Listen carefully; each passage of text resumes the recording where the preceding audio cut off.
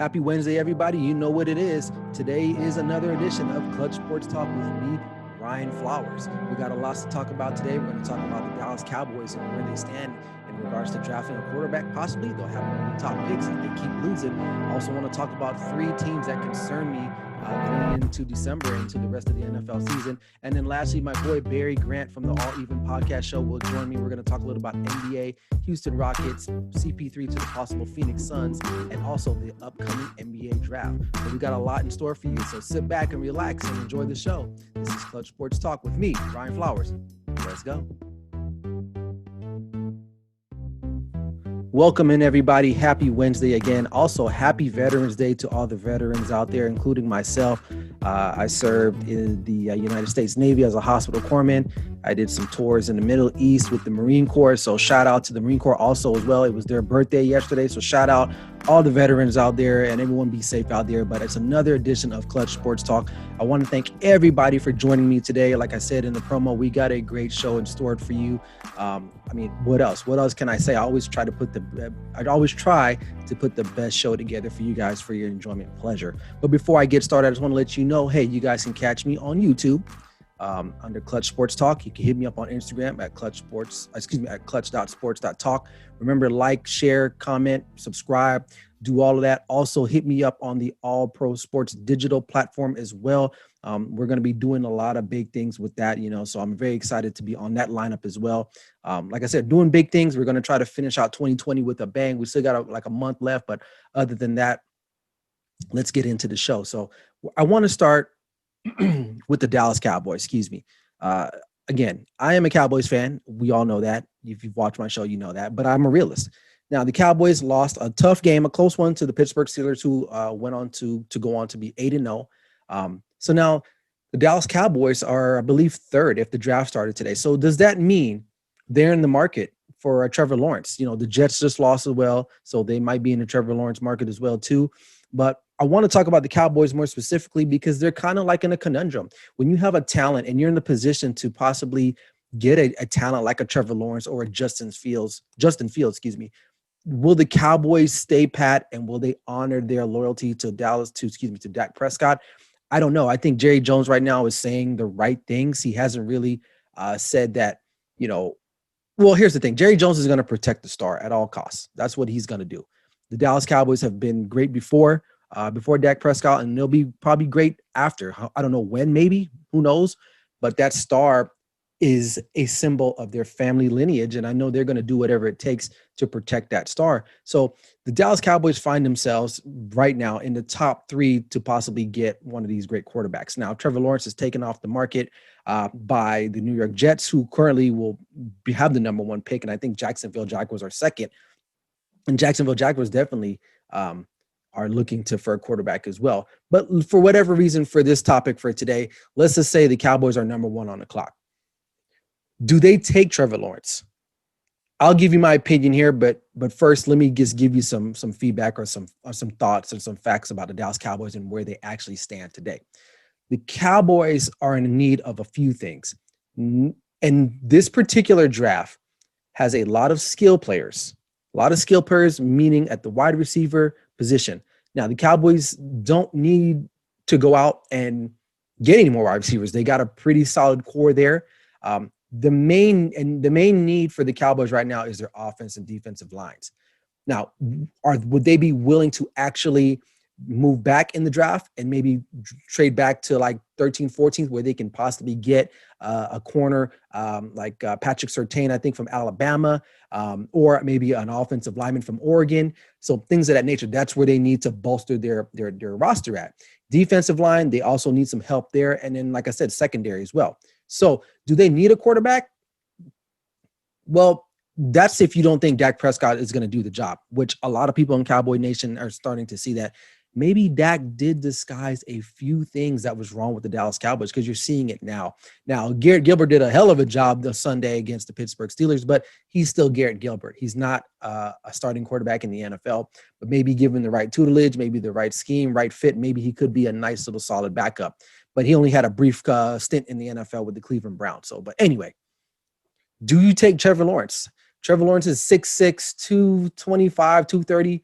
he is a prototypical quarterback. A lot of people have him as probably the next greatest quarterback prospect other than John Elway and Andrew Luck. And that's saying a lot because those guys had pretty illustrious careers, even though Andrew Luck retired rather early, but still he turned the Indianapolis Colts around. Does Trevor Lawrence still have that? Does he have that ability to do so? I think he does. I think it just depends on what team he goes to. And Dallas is not an easy, is not an easy place to play. Obviously, if you're the quarterback of the Dallas Cowboys, the whole magnascope is on you from day one. I think Dak Prescott has done a lot. I think the Cowboys appreciate him as far as his leadership. He is a company man per se, and I hate that word, but he toes the line. He does what he needs to do. He doesn't get out of line. He takes care of the team. He's a leader. The guys love him. But my personal thoughts is that I think that they just actually need to stay put and not go and take Trevor Lawrence or Justin Fields, even though those guys might be there if they continue to lose, which I'm looking at their schedule. They may not win another game. Maybe they might beat the Giants and the Redskins, and that's about it.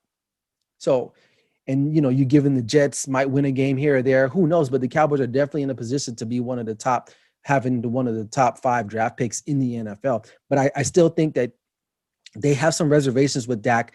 They weren't willing to pay him what he wanted. I know they wanted a 5th year. He wanted a 4, I think it was the other way around. He wanted a longer term, they wanted a longer term. He wanted a shorter term, and they weren't able to get it done. And now they're having to look at what's happening now.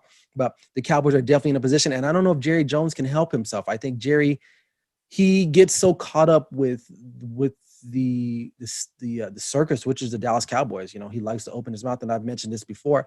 But the Dallas Cowboys, to me, do not need to take a quarterback. They need to go and get help, like I said, in the offensive line, because, Tyron Smith is not doing it anymore. He's older. He's always hurt. Your cornerback play is not the greatest. Now, Diggs has had a pretty solid year. He was a rookie, but they need another surefire cornerback and possibly safety help.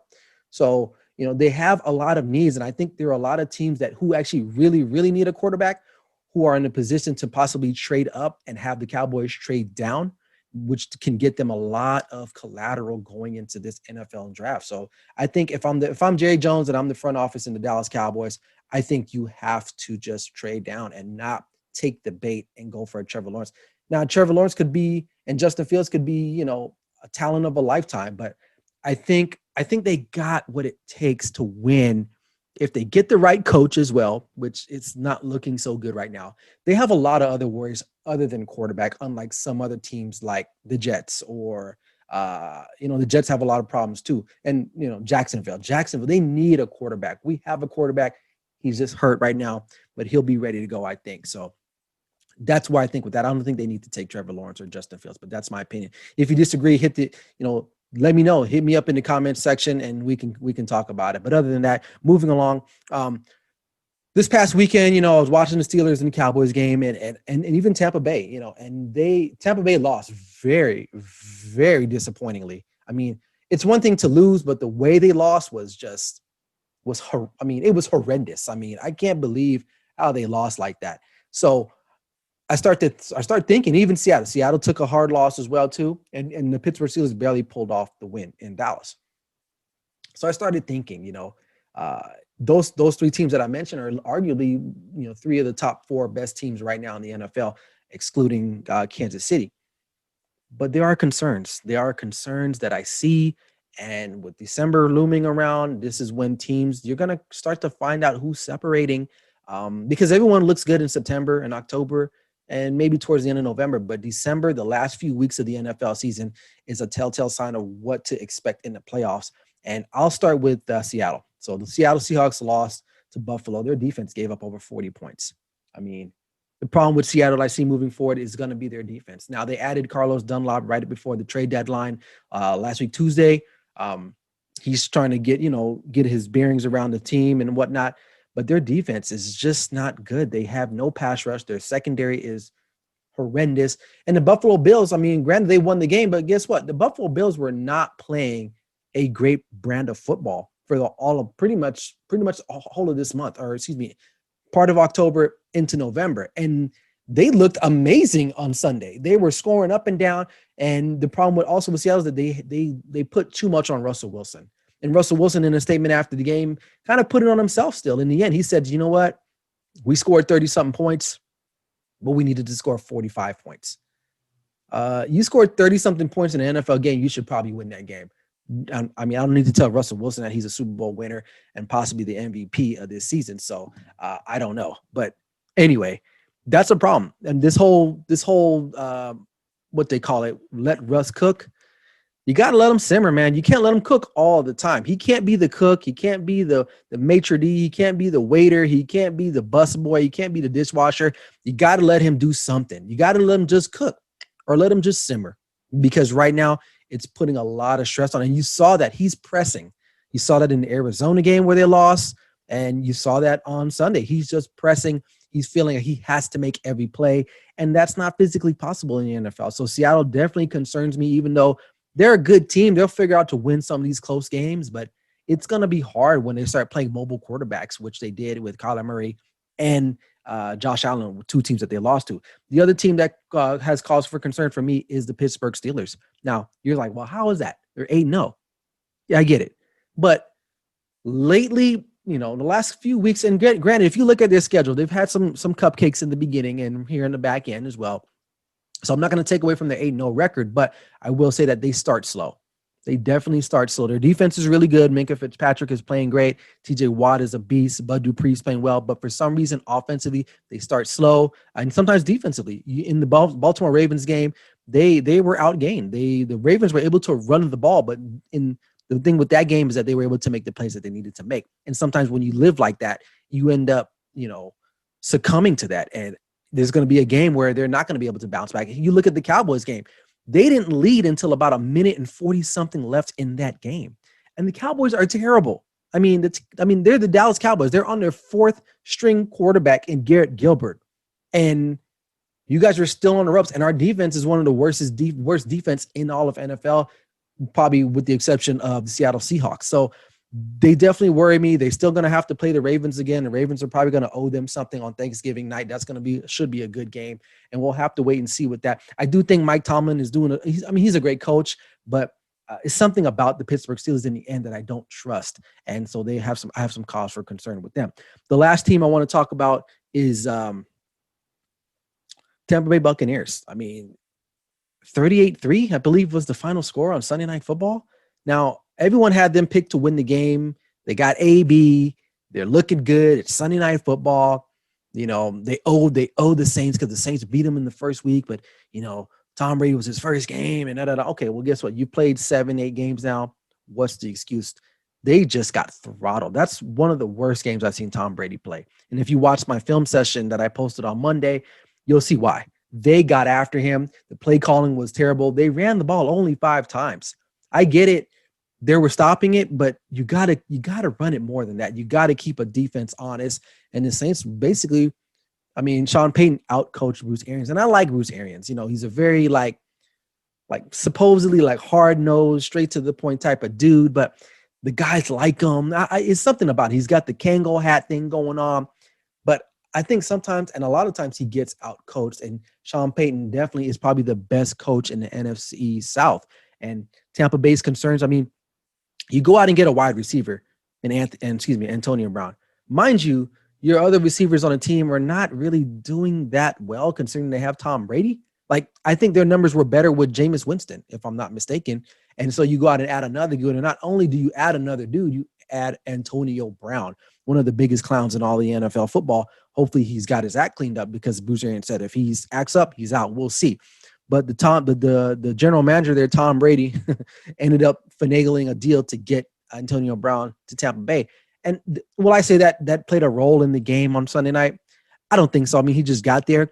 But now, if they start losing more and Antonio Brown doesn't start to get his touches, does that present our problem? We've seen him act up on the sideline and even on social media. We've seen that, and everywhere he's been, So from Pittsburgh to Oakland to that cup of coffee he had in New England, and then now he's in Tampa Bay. I know Tom Brady is putting a lot on the line for him, because Tom knows it's I got a short window. I got to try to win one here to validate myself. But Tampa Bay did not look good. And I think a lot of it was just coaching. I think they just didn't do a good job of of game planning. And I thought emotionally the Saints were ready for that game. I think Tampa Bay's been reading the press clippings and they're like, you know what, we're the best team right now. Everyone says we are, so we must be. So I'm not that concerned with them, unlike the other teams, but I will say they will have to step it up because the Saints are out there. The Saints are real, and shout out to the Saints and Who Dat Nation, man. I kind of was like, Saints are not that good, but they looked good Sunday. They looked really good Sunday, so we'll just have to wait and see with that. But definitely, those are my three teams that are concerned. And there's some other teams, but those were the three teams that I felt like that were in the top four. And because Kansas City is just going to keep rolling. That's what they do. I mean, they had a close win against Carolina, but they got Patrick Mahomes. They got great coaching. They're going to figure that stuff out. And they got a nice running game now with Edwards-Helaire. So other than that, but we're going to move over into NBA now. Hey, what's up, man? I want to welcome to my show a very good friend. I met him on Instagram. He is the host of the All Even podcast. Barry Grant, you can catch him on YouTube and SoundCloud, man. He's great. I mean, he talks about everything. He's my NBA guy, NFL guy, baseball guy, wherever you want to talk about. He is the guy, man. Barry, welcome to the show, man. I appreciate you. What's up, Mr. Flowers? How you doing, man? Proud to be here. Glad to be here. You know, I've been waiting to do this. Hey, man. Hey, it's all love. I appreciate you, man, because you always be liking my stuff. We go back and forth with everything. And hey, I still got that receipt for Le'Veon Bell. So just let me know when you want to watch that. Yo, it ain't looking too good right now. So, Barry, man, I wanted to get you in today because I wanted to talk about some NBA action going on. So yesterday, I recently read that Westbrook and Harden, they're having some second thoughts about the future of the Houston Rockets, man.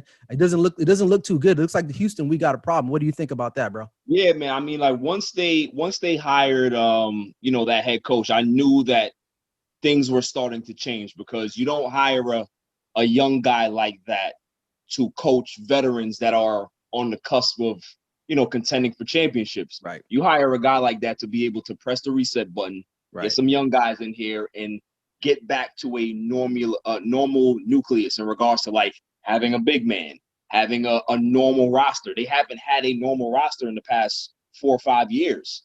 Yeah, so now it's time for a hard reset. So I knew that this day was coming. Then once Daryl Morey left, it was like, okay, the writing's on the wall now. Yeah. So both of these guys are looking at it like, okay, well, we came here because, Westbrook came there. He thought he was going to be able to be in a position to win a championship. Now he's looking like he's back in OKC again because they're trying to now restart. Right. So yeah, man, it's really interesting because there's not a lot of options for Westbrook. Right.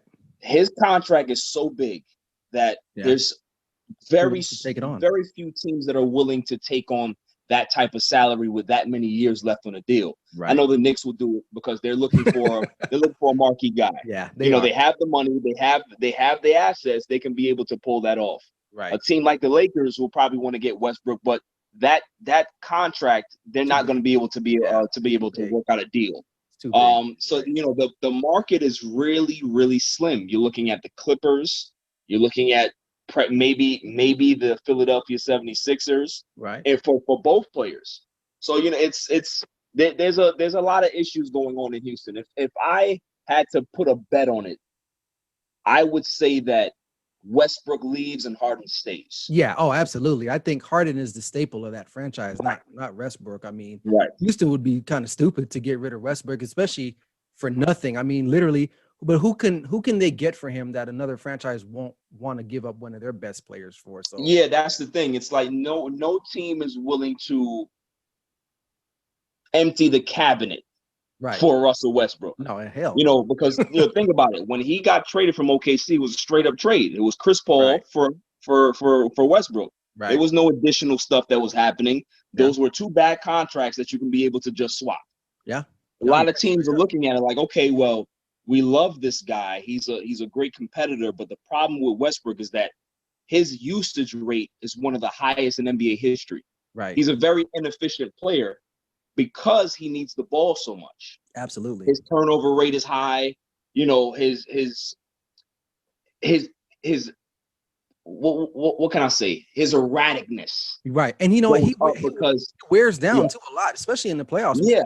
him and Harden, man, they're always wearing down because they're asked to do so much.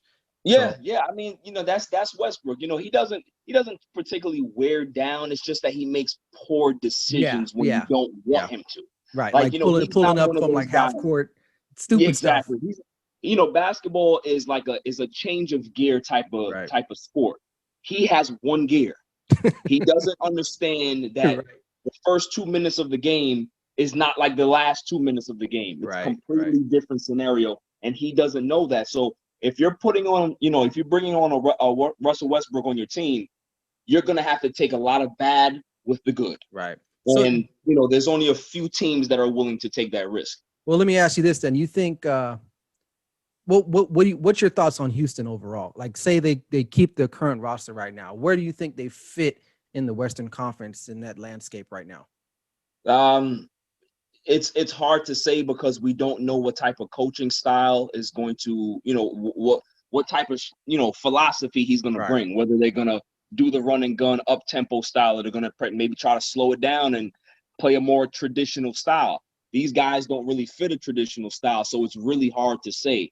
That's why they're in such a flux, because okay, cool, we have Mr. Silas in there. We don't know exactly what's going on. Right. You have these guys that have they're very stuck in their ways. Harden is not going to be able to change how he plays. He plays the Right. way he plays. He's a Right. very high usage rate. He dribbles the ball a lot. He's a lot of threes. There's not much mid range. There's a lot of issues that they have Right. if they're going to try to construct a team Right. around these two guys. It's really, really hard.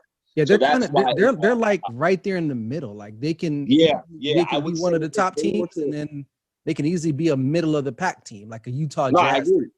I agree. If they were to come back next year with this roster, I would say that they'd be battling for 6, 7, or 8. Oh wow, dang. Okay, Yeah. okay.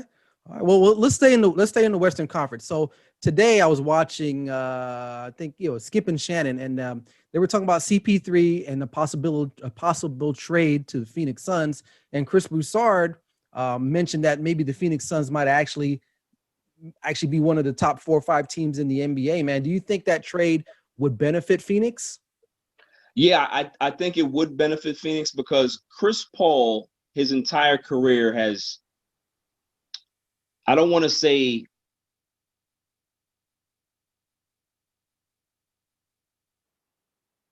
Oh, lost yeah, you sorry. sound there. Oh, there you go. He's No more, worries. he's more a guy that needs somebody's at the door. No worries. He's a guy that that will be able to build your team just being there. He's a leader. He rubs people the wrong way, but at the same time, he's a leader. So if you saw what he did with OKC, nobody thought that I OKC didn't think would be that good. Nope. Why? Because they have a young team. They have, they didn't really know exactly what type of role they'll play. In Right. comes Chris Paul, and Chris Paul he's not a loser. He's not gonna just say, okay, I'm just gonna take my money and just roll the hide away season somewhere. over. Right. Right. He's going to compete. He's not going to want to lose. And he brought that winning mentality to that franchise. He's going to do the same thing to Phoenix. They already have Devin Booker in place. Yeah. They already have DeAndre Ayton in place. And I you like have that. the 2 big guys there. Those are going to be perennial all-stars from year to year. No, you're if right.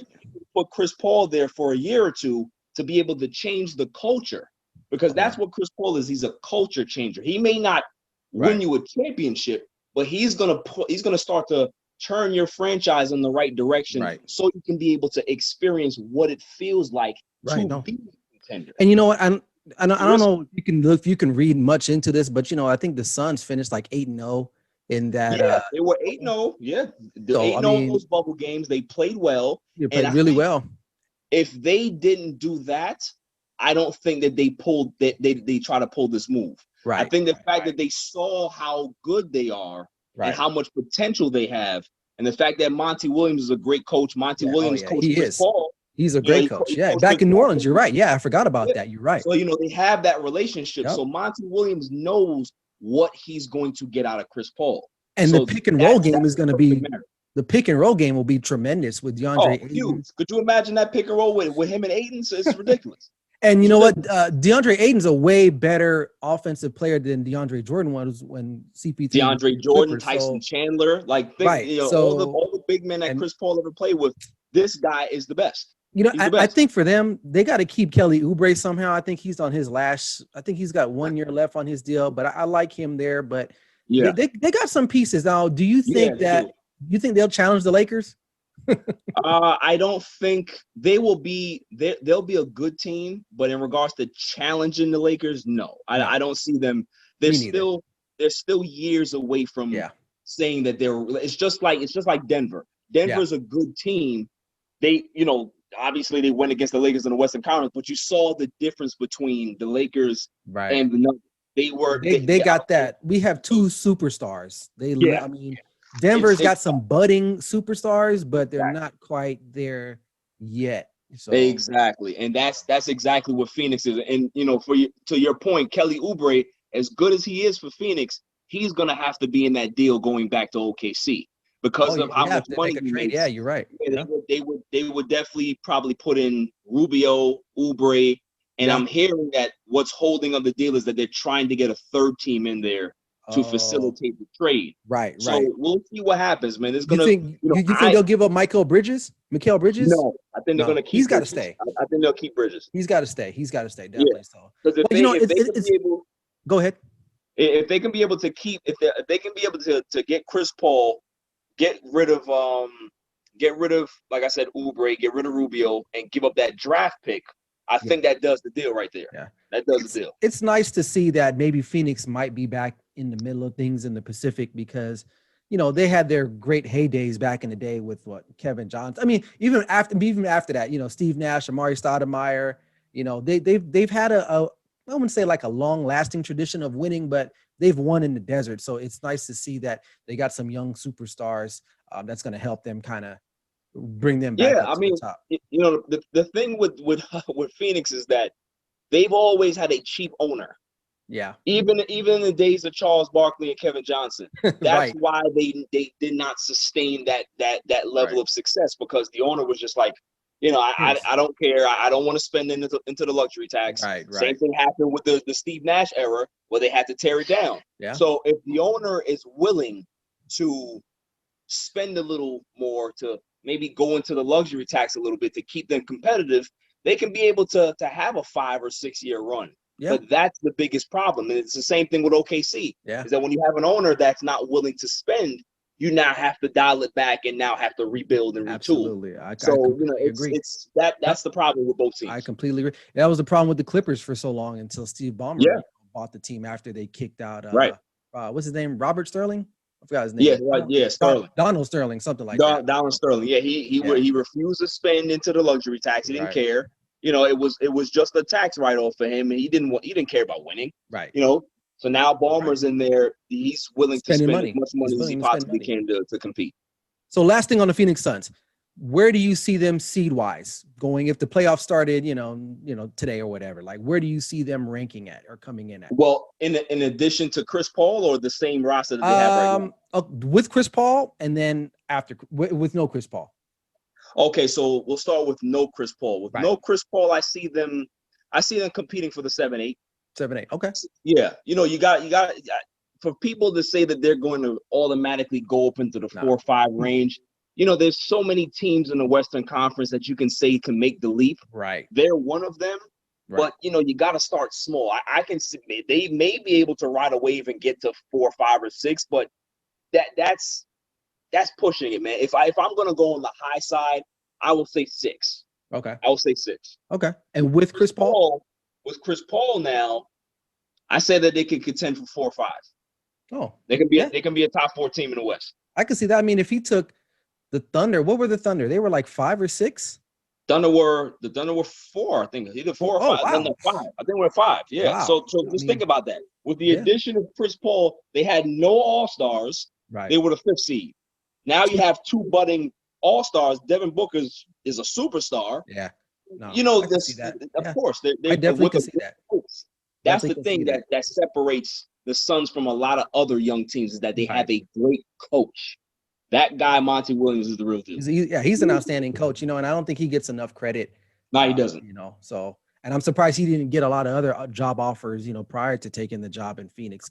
Given the thing is, the other guys, the reason why is because Philadelphia is their dumpster fire. They had him there, and instead of firing Brett Brown, they extended Brett Brown and allowed Monty Williams to leave. And now look what happens. They fire Brett Brown, and now Doc Rivers is there. And so it's just. You're right. So, all right. Well, Barry, man, hey, so with all this young talent in the NBA, obviously next week is the NBA draft. I believe it's next week, Wednesday, if I'm not mistaken. Yes, sir. I have some thoughts on that, but obviously, I think LaMelo is probably the best player in the draft, depending, I guess, well, I wouldn't say best player in the draft, but I guess given the draft order, I believe Minnesota is number 1, if I'm not mistaken. Minnesota's number 1. Golden State is number 2. Let's see. You have Charlotte 3, Chicago 4, and then Cleveland at 5. Right. And then my 5 top prospects are LaMelo Ball, James Wiseman, Onyekie Okonugui from USC. I don't know how to say that dude's name. Yeah. And then Anthony Edwards out of Georgia. So okay, next week, what do you think is going to happen? You think anybody will trade up or trade out, or who goes number 1?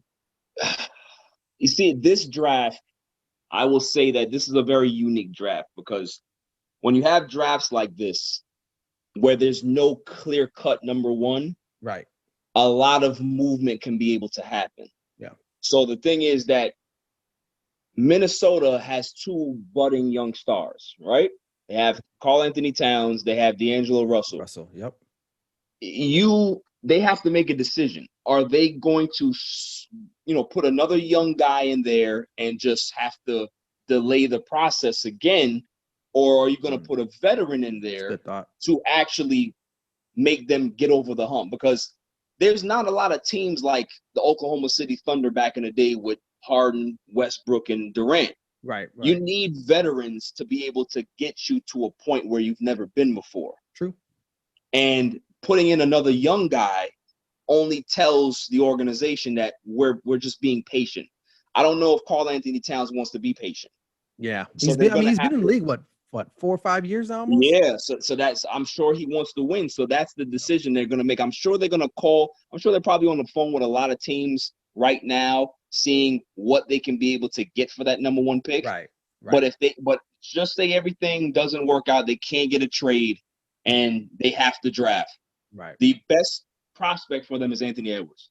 Okay. Out of Georgia. He's the best prospect due to the fact that he can play the combo guard, and he's NBA ready in regards to his body type. Right. They got him listed at like 6'5". Absolutely. He's more like 6'3.5". Yeah. He's more like Dwayne Wade. He has that Dwayne Wade body type. Right. And that Dwayne Wade skill set. If you put him in the backcourt with a Russell, and also now you have Karl-Anthony Towns there, that's a nice big 3 to be able to build for the next 2 or 3 years. Yeah, and you're not asking him to do a lot. Because you're not asking him to do a lot. Exactly. He can just kind of find his way. Exactly. The NBA is tough, man. I mean, these rookies, it's not like playing college, and a lot of these guys only played 1 year of college, and then boom, they're in the NBA. And so you think that Anthony Edwards goes 1? I got Anthony Edwards going 1. Yeah. Okay. I think I've heard a lot of stuff. Goes? Where's LaMelo go? I think he's dropping. Really? I don't even have LaMelo going top 3. I mean, Minnesota, if he takes Edwards, okay. Golden State's not going to take another guard. The Hornets, maybe the Hornets? Hornets may take him at 3, but I'm possibly looking at LaMelo probably dropping to either 6 or 7. And it's based off of need. Yeah, true. So, of course. A lot of these teams, have point guards. They have swing guards. They don't need another one. Right. So let's get, for example, Golden State at number 2. They're not going to take another young swing guard. They have their backcourt already. No, they're good. They probably want to add a shooter here or there, but Melo's not that. No. I think with the number 2 pick, they take James Wiseman. Oh, yeah, because they need a big man. Right. And the thing is with them is that they don't actually need him to be good right now. No. They can actually wait on him to develop while they're still playing their style of basketball. Absolutely. They're the only team in this top 5 that could be able to take a risk like that and have this guy develop on his own time. What about Cleveland? I mean, you think they're done with Colin Sexton? No, I think they like Colin Sexton. Okay. I just think that they need to find a way to get a little taller. They need to get bigger on the Yeah. perimeter. Yeah. They're very small in that backcourt. You have Garland, you have Sexton. Yeah. That's a very small backcourt. Very That's like tiny. that's like the Trailblazers. They Or have a like small Toronto. backcourt. Toronto too. Toronto's got a Toronto, small, exactly. you It's know. successful, but you have to have a full roster for that to be successful. I just kind of want to see LaMelo maybe go to the Hornets so LeVar can get that one-on-one with MJ, man. That would be tremendous. Listen, Never lost. what I would love to see, honestly, is I would love to see the Pelicans try to make a move for him, because we've been hearing from their father, Yeah, you're hey, right. the ball boys, you put them together, you can be able It's to magic. do something special. So maybe they need to, try to move up somewhere. And who knows? There's going to be so much movement going on draft night Yeah. that if LaMelo starts to drop, then the chances of the Pelicans actually making a move get stronger, Right. because they can be able to put a package together, Right. get their guy, and that's it. And Drew Holiday, I heard, is on the market as well. So they're trying Exactly. to I'm hearing Drew Holiday may go to the Atlanta Hawks, and yeah. that to me is a good deal. Yeah. And the reason why I think it's a good deal is like because when you think about it, when at number 6, the later you go down in the draft, the more guards you're gonna see. Oh, You yeah, got Tyrese absolutely. Halliburton, you got Killian Hayes, you got yeah. there's you got Sadiq Bey, who's a small forward. You have Devin Vassell. You have Aaron Nesbitt. You have Kira Lewis Jr. So there's a lot of guys Guards. that don't really fit their mold. It's time to get a veteran in there to be able to put everything together, because they have a lot of young guys already. Who do you, besides picks or teams and needs, who do you think is the best prospect right now? The best prospect in the entire draft, man, there's two. Okay. There's two for me. Like 1A, 1B, the first or one just is definitely James Wiseman. I think James Wiseman has the highest upside because of what he can do. His skill set is extremely unique. Well, He's he fits the modern NBA as a big guy. He's left-handed. He's athletic as hell. He has a 7'5" wingspan. He's 7'1". Yeah. He has a jump shot. Can't teach that. And he can rebound. And he can pass. The guy can do everything. So he has the highest upside. Will he reach that potential? It's always a crapshoot with big men. Right. Because they take a little longer to develop. Right. The other guy that actually has my eye is Cole Anthony. Out of North Carolina. Point guard. Yeah. Greg Anthony's son. That guy, he has some razzle-dazzle athleticism. He got hurt when he was at Carolina, so his stock dropped a little bit. Had he not gotten hurt, he would have been a top 5 pick. But higher. Yeah, no, I can definitely see that, because he's got the pedigree. Yeah. I mean, his daddy was a great player here at UNLV. He's a talent. He played in New York for so many years. I mean, he definitely is a great talent, man. The other guy who's a sneaky one is Tyrese Halliburton. Okay. I think Tyrese Halliburton out of Iowa State. Yeah. That kid, he's 6'5", 6'6". Definitely. He can handle the. He does everything. He's one of those guys that he reminds me of Brandon Roy. If he can be able to stay healthy, Brandon Roy is who he's going to be. That's the comp right there. Flashy, absolutely. But he does everything well. Man, no, you hit that on the mark, man. Definitely. Yeah, he definitely reminds me of. Now that you mention it, I'm thinking about Brandon Roy, and you're like, man, if injuries didn't, derail his career, who knows? He could probably be one of the greatest ones of all time. Yeah. But Barry, man, hey, man, I appreciate you, man. Thanks for jumping on it. Actually, matter of fact, like I told you before we started the segment, you are the first guest on the Clutch Sports Talk Global Hotline. There'll be like a little ticker on the bottom. You'll be the first one, man. So I appreciate you taking the time all the way from New York. Let everybody know where they can catch you, man. Yes, sir. You can catch me on SoundCloud and Instagram as well. All Even Podcasts. I'm on YouTube. So check me out. I have a lot of interesting content. I say a lot of off the rail stuff, but it's all good. And he keeps receipts. And I keep receipts. So if you ever talked about LeBron or the Lakers or Le'Veon Bell or anybody like myself, Right, and don't mention Paul George because I will come for you. But Barry, man, it's always a pleasure, man. I love talking to you. I love watching your show, and also you do a live every Wednesday too, right? Yes, sir. Live every 5:30 on Wednesdays. IG Live. You know, my boy Mike Guido. We go at it. He's a Oh maniac. yeah, you guys are funny. I like watching that stuff because I'm always wrapping up with my stuff, and I hop on and watch you guys. Yes, sir. All right, well, Barry, stay safe, man. We'll have to do this again soon, and be safe out there, man. All right, you too, man. That's my time for today, man. I appreciate everyone joining in. I also want to give out a big thanks to Barry Grant of the All Even Podcast Show for jumping on my show today. It was a pleasure having him on the show. Also, look him up on YouTube and SoundCloud under All Even Podcast. Also, look me up on YouTube under Clutch Sports Talk. And hey, anywhere else that podcasts are found, I'll be there. Until next time, everybody, this is Clutch Sports Talk with me, Ryan Flowers. Never settle till the work's done. Peace out, guys.